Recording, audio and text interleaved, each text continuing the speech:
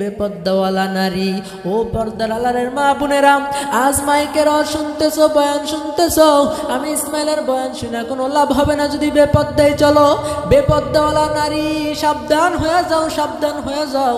নামাজ যেমন ফরজ, রোজা যেমন ফরজ, পর্দায় চলো তেমন ফরজ। আজ বেপর্দার ভিতর মজা পাইছো, আল্লাহু আকবার, বেপর্দার ভিতর মজা পাইয়া আজ তুমি বেপর্দার ভিতর চলতেছ। তোমার মতন কত সুন্দরী নারী এই পৃথিবীর জমিনে আসছিল, কত রাজা বাদশার মেয়ে, কত রাজরানী, কত রাজকুমারী এই দুনিয়ার জমিনে এসেছিল। আজ তারা কেমন করে অন্ধকার কবরে ঘুমায় আছে। ওরে তুমি একদিন ঘুমাইবা, কেমন করে কবরে থাকবা, একটু হিসাব কিতাব মিলে কবরে যায়। এ আম্মা জানেরা, তোমাদের কপাল বড় ভালো, তোমরা বড় দামি, তোমরা বড় দামি, কারণ তোমাদেরকে আল্লাহ পাক সম্মান দিয়েছে, তোমাদেরকে মর্যাদা দিয়েছে, তোমাদেরকে অধিকার দিয়েছে। এ নারীরা, ভালো করে সাবধান হয়ে যাও, গুনাহ নিয়ে কবরে যাও না। তোমাদের অধিকার আল্লাহ পাক এত দিয়েছে।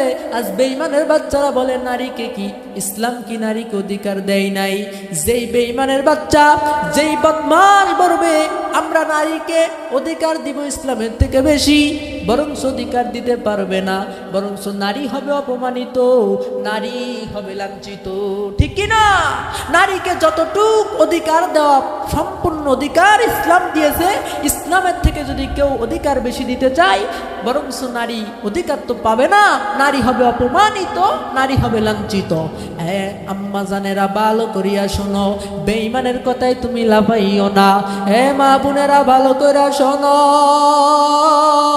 ইসলাম তোমাদের এত অধিকার দিয়েছে, এত অধিকার দিয়েছে। পুরুষের তুলনায় ইসলামে নারীদের অধিকার বেশি দেওয়া হয়েছে। আশপাশের ভিতর বয়া বয়া চিল্লার কয় নারী পুরুষ সমান অধিকার দেওয়া লাগবে। নারী পুরুষ কোনোদিন সমান অধিকার হয় না। পুরুষের তুলনায় নারীকে ইসলাম অধিকার বেশি দিয়েছে। যদি সমান অধিকার দেওয়াই যদি লাগে, তোমার কথা যদি এমন হয় নারী পুরুষ সমান অধিকার লাগবে, তাহলে সব দিক দিয়ে তো সমান হওয়া চাই। নারী আর পুরুষ সব দিক দিয়ে সমান হওয়া চাই।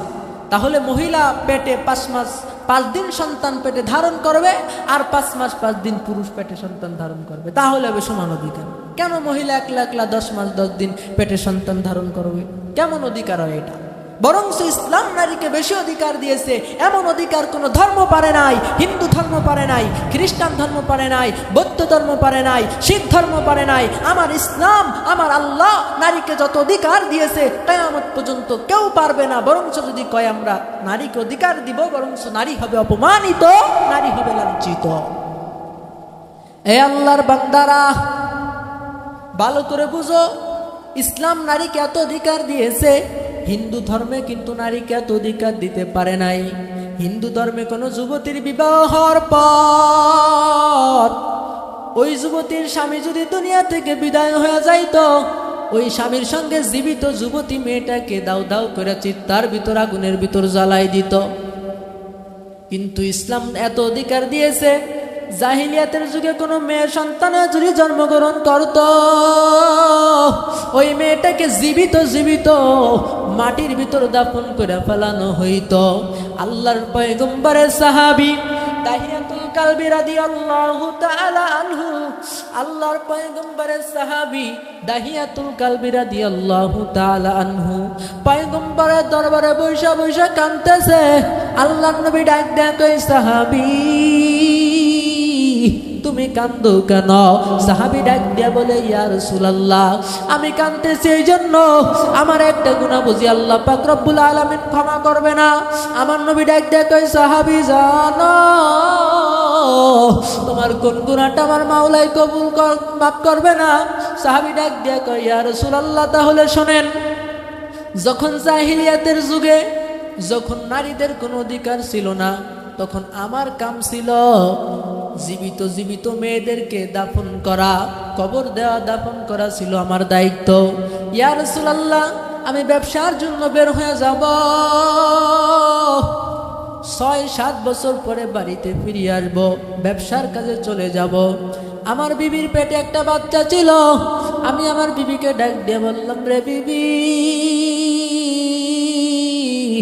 জাননি আমি তো ব্যবসার জন্য চলে যাইতেছি 7-8 বছরের জন্য, আর তোমার পেটে যে বাচ্চাটা আছে ওই বাচ্চাটা যদি জন্মগ্রহণ করে, যদি পুত্র সন্তান হয় তাকে তুমি মারবা না, আর যদি কন্যা সন্তান হয় তাকে জীবিত দাফন করে ফেলাইবা। কেমন ছিল একটু খুললে লক্ষ্য করে শোনো। মেয়েদের কোনো দাম ছিল না, কোনো দাম ছিল না। যদি মেয়ে সন্তানের জন্মগ্রহণ করে তাকে জীবিত দাফন করবা। দাহিয়াতুল কালবি বলিয়া চইলা গেছে, কিন্তু তার বিবির গর্ভে একটা মেয়ে হয়েছে, এত সুন্দর চেহারা হয়েছে, মা তারে মারতে পারে নাই। 7-8 বছর পরে যখন দাহিয়াতুল কালবি বলে, ইয়া রাসূলুল্লাহ, আমি যখন বাড়ির ভিতর আসলাম, বাড়ির ভিতর আইসা দেখি আমার বাড়ির ভিতর একটা মেয়ে আমার আব্বু আব্বু কে ডাকে। আমি আমার বিবিকে ডাক দিয়ে বললাম, রে বিবি, মেয়েটাকে? আমার বিবি ডাক দিয়ে কয়, স্বামী, এই মেয়েটা হইল আপনার মেয়ে। আমার পেটে যে বাচ্চাটা ছিল, কয় তাকে মারো নাই? কয় না না, তাকে মারতে পারিনি। তার চেহারাটা মাওলা এত সুন্দর করে বানাইল, আপনার চেহারা মাওলাই যত সুন্দর করে বানাইছে, আপনার মেয়েটাকে আল্লাহ তত সুন্দর করে বানাইছে। আমি তাকে মারতে পারিনি, তার চেহারা সুন্দর বলে আমি তার নাম রাখছি জামিলা। জামিলা মানে অতি সুন্দরী, আমি তার নাম রাখছি জামিলা। এবার দাহিয়াতুল কালবি বলে, ইয়া রাসূলুল্লাহ, আমি একবার রাতের বেলায় বিবির সঙ্গে ঘুমায় গেলাম, মাঝখানে মেয়েটা আমার দিক তাকায় আর আব্বু আব্বু আব্বু বলে ডাকে। আমি এবার চিন্তা করলাম, এই মেয়েকে বাঁচায় রাখা যাবে না। এই মেয়ে বাঁচা রাখলে লোকে বলবে তুমি নাকি কন্যা সন্তানের বাবা হয়েছো। এ মহিলারা ভালো করে শোনো, আল্লাহু আকবার, মেয়েদের কেমন কোনো সম্মান ছিল না, কোনো সম্মান ছিল না। এরপর দাহিয়াতুল কালবি বলে, ইয়া রাসূলুল্লাহ, আমি সিদ্ধান্ত নিলাম আমার জামিলাকে আমি জীবিত দাফন করব। জামিলার বয়স 7-8 বছর হয়ে গেছে। আমি এবার সকালবেলায় বিবিকে ডাক দিয়ে বললাম, রে বিবি,